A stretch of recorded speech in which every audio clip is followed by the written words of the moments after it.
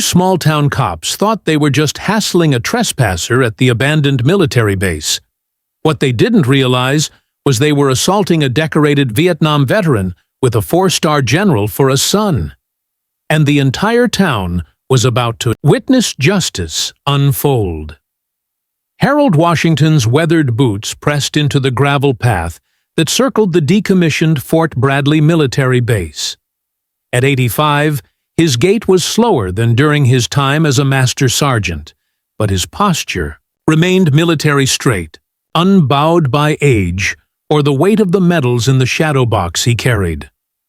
The autumn air bit with surprising sharpness for October in Georgia. Harold adjusted his Vietnam veteran's cap, the gold embroidery catching the afternoon light. He hadn't worn his formal uniform in decades, but today was special. The base's final memorial ceremony before demolition began next week.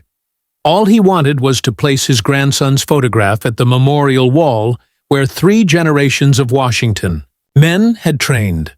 One last moment of respect before bulldozers erased this piece of his family's history.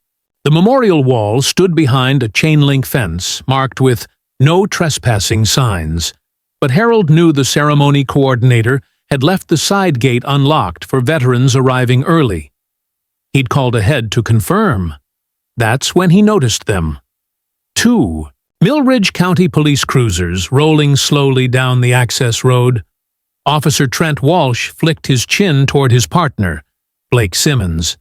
Harold could read the suspicion in their eyes from 30 yards away. "Excuse me, sir. This area is restricted," Walsh called out, hand already resting on his belt. Harold paused, not from fear, but from the familiar calculation of how to navigate this encounter. His voice was steady, rich with the calm authority of someone who'd commanded men in combat. "I'm here for the veterans ceremony. I called ahead. The coordinator said the gate would be open for us." "Don't know anything about any ceremony," Simmons said, stepping closer. "But I do know you're trespassing on government property. If you'll just call Captain Rogers at the VFW, he can verify. We're going to need you to step away from—" "That fence," Walsh interrupted, moving his hand to his holster. "And what's in the box?" Harold tightened his grip on his family's shadow box. "These are military service medals.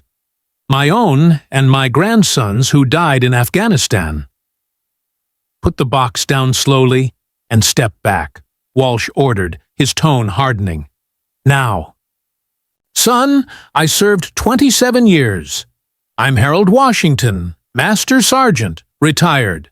Just check with—" "I said, put it down." Walsh's voice rose sharply. "You're being detained for suspicious activity near a restricted facility." Harold stood his ground, dignified. "I'm a Vietnam veteran here by invitation. There's no need for this escalation." Officer Simmons stepped closer. "Your veteran status doesn't give you special privileges to trespass. ID, now." People were gathering. At the main entrance, other veterans arriving early, noticing the confrontation. Someone pulled out a phone. "My ID is in my wallet," Harold said calmly. "I'm going to reach for it slowly." "Hands where we can see them," Walsh shouted, drawing his weapon. "Step away from the fence and put that box down first. This contains my grandson's Purple Heart. I'm not putting it on the ground." Simmons lunged forward, grabbing Harold's arm. "You're not listening, old man." "Do not handle me this way," Harold said, his voice firm but controlled. "I earned the right to stand on this ground." Phones went up as Simmons twisted Harold's arm, forcing him to release the shadow box. It hit the gravel with a crack of glass. Harold stood tall despite the officer's grip on his arm. "You're making a serious mistake."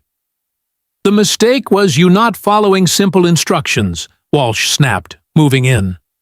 A small crowd had formed now, men and women in veterans' caps and service pins, whispers turning into shouts of protest. Harold was pushed against the cruiser, still composed despite the humiliation. His cap fell off, revealing a small cut on his forehead where Walsh had shoved him against the vehicle. "You're assaulting a decorated combat veteran," called out a woman from the crowd. "He's here for the ceremony." Walsh scooped up the shadow box, glancing at the medals and photographs inside. For a moment, hesitation crossed his face. What would you do if someone challenged you publicly based only on assumption? Drop your response in the comments. Blake," Walsh whispered. "These look like legitimate service medals. This one's a bronze star." "I told you exactly who I am," Harold said, wincing slightly as his arthritic shoulder strained against the officer's grip. "I earned those medals in the jungles of Vietnam, while men better than me never came home." "You should have complied." "Immediately," Simmons insisted, but his certainty was visibly wavering. "I did comply. I stated my purpose, my identity, and offered verification. You chose not to listen." Veterans from the gathering crowd had edged closer. A man with a Desert Storm cap stepped forward. "That's Harold Washington. He trains cadets at the military academy. Everyone knows him." The radio on Walsh's shoulder crackled. "Central to Units 14 and 22. Be advised, General Marcus Washington inbound to your location. Confirm your status." The name landed differently now. Simmons's grip on Harold loosened. "You mean General Washington from the Pentagon? What's he doing here?" Walsh asked into his radio. "He says you're detaining his father," came the reply. "Please clarify the situation immediately." "My son doesn't appreciate disrespect to his family," Harold said without emotion, "especially when it's directed at veterans who served this country with honor." "Sir, there appears to be a misunderstanding," Simmons began, his tone shifting dramatically. "You don't get to call me sir now, like it erases what just happened," Harold replied. "You struck an unarmed 85-year-old man carrying his grandson's medals." Simmons stepped back, his face flushing red. "My bloodstains are on your uniform," Harold noted, gesturing to the cut on his forehead. "That's not a misunderstanding. That's assault. Not flanked by lawyers or reporters, but by fellow veterans." Harold stood straight, refusing to be diminished. The officers removed their hands completely, but the damage was done. Harold's wrist bore red marks from Simmons's grip, his forehead streaked with a thin line of blood. Walsh wiped sweat from his brow, while Simmons kept shifting his weight from foot to foot. Neither was saying much anymore. What would you do if you were in Harold's situation? Would you fight back or stay calm? Tell us in the comments, and hit like and subscribe. The access road had gone from quiet to tense. The veterans weren't just watching anymore.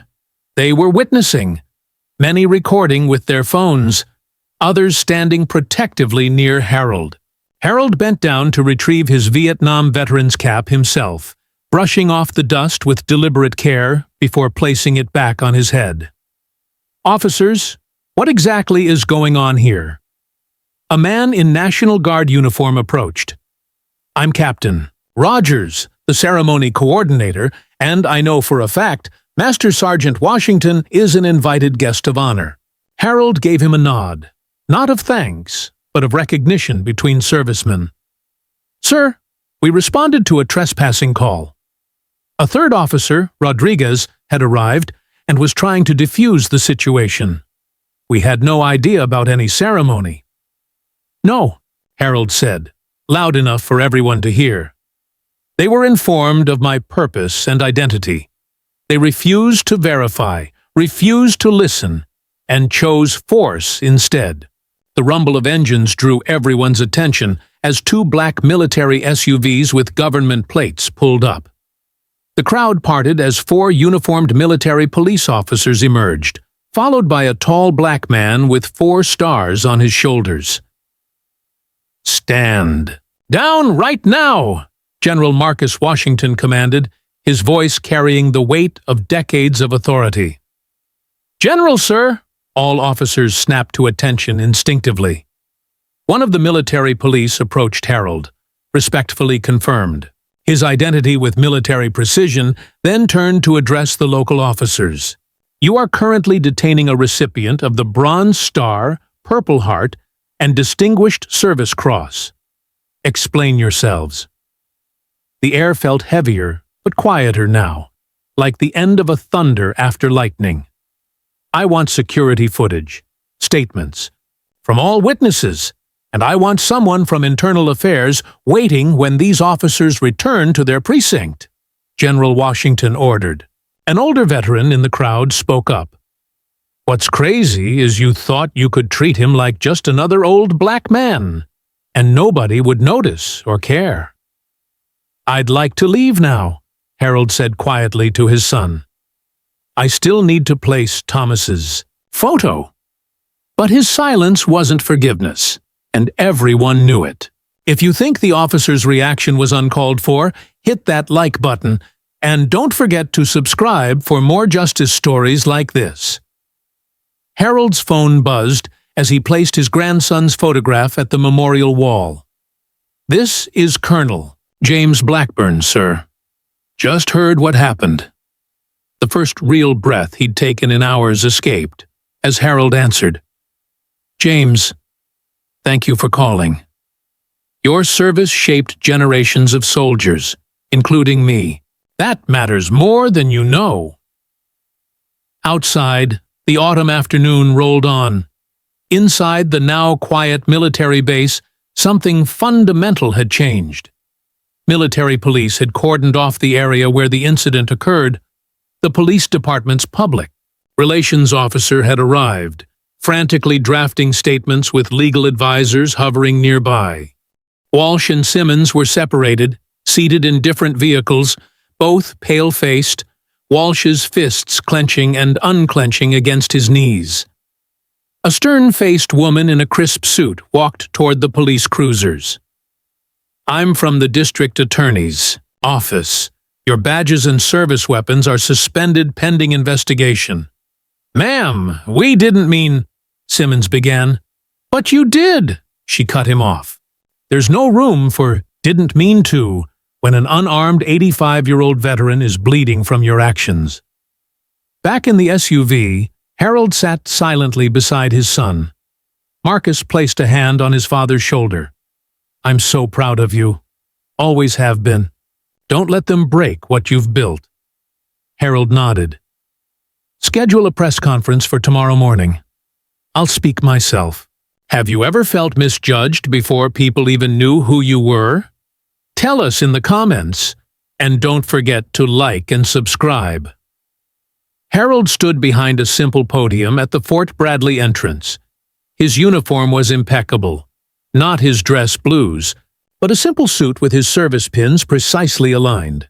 Cameras lined the back of the improvised press area. He wasn't wearing anger like the media expected. His demeanor was controlled, deliberate. No prepared statement. No handlers flanking him. You've seen the footage that's been circulating, he began. My words were dismissed. My identity was irrelevant. My medals meant nothing in that moment. He paused, looking directly into the cameras. It was about how easy it still is, in 2025, to see a black man as a threat first and a human being second. To imagine a problem where none exists. The cut on his forehead was still visible, a silent witness to his words. I don't want those officers destroyed or their careers ended. I want something harder. I want them and every officer to stop teaching suspicion over service, to recognize that authority without respect is just force. His voice remained steady as he continued. That kind of regret doesn't come from conscience. It comes from consequence. If my son weren't a general, if those veterans hadn't been recording, if I weren't who I am, would anyone be listening now? The reporters were unusually silent, pens hovering over notepads. I want systemic change, not personal punishment. I've spent my life watching chains of command that break people. I'm here to help melt that chain into something stronger. He touched his service pin briefly. If I'd been white, I would have made it to that memorial wall without question. That's not conjecture. That's 50 years of observation. When asked if he would press charges, Harold shook his head.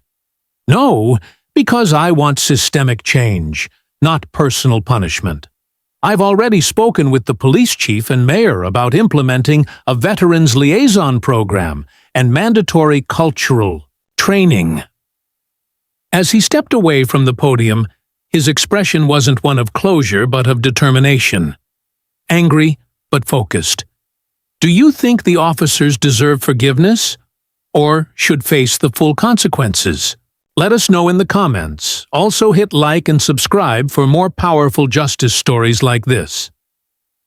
3 months later, Harold chose to meet them himself. Both officers, in a plain conference room at the Veterans Center he'd helped establish. You thought I was a threat because I didn't fit your image of who belongs, he told them. Power, respect, service. They don't look like one thing. They never have. Walsh couldn't meet his eyes. Simmons kept swallowing hard. If you wear a badge, being human isn't enough. You have to be better than your instincts. You have to see people before you see problems. Harold didn't stay in the Yuggert's spotlight after the incident. He wasn't interested in becoming a social media moment or a talking point on news panels. He focused instead on the Veterans Outreach program that grew from the incident. Months later, a letter arrived at his home. Dear Master Sergeant Washington, I'm going to spend the rest of my life trying to be the man I thought I already was. Your dignity taught me more than any training ever could. Officer Simmons. The two officers took different paths after their suspensions ended. Simmons requested to join the new Veterans Liaison Training Program. Walsh transferred to another department. Harold stood before a classroom of police cadets, his posture still military straight despite the cane he now used. Let's not waste their time or ours, he told the academy trainer.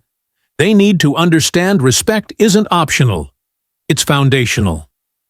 Later, a young cadet asked why he bothered teaching them after what happened. I made them see me, Harold replied. That's all any of us really wants, to be seen for who we are, not what someone fears we might be. The shadow box had been repaired, the cracked glass replaced. That box hadn't changed, but everyone who now understood its story had.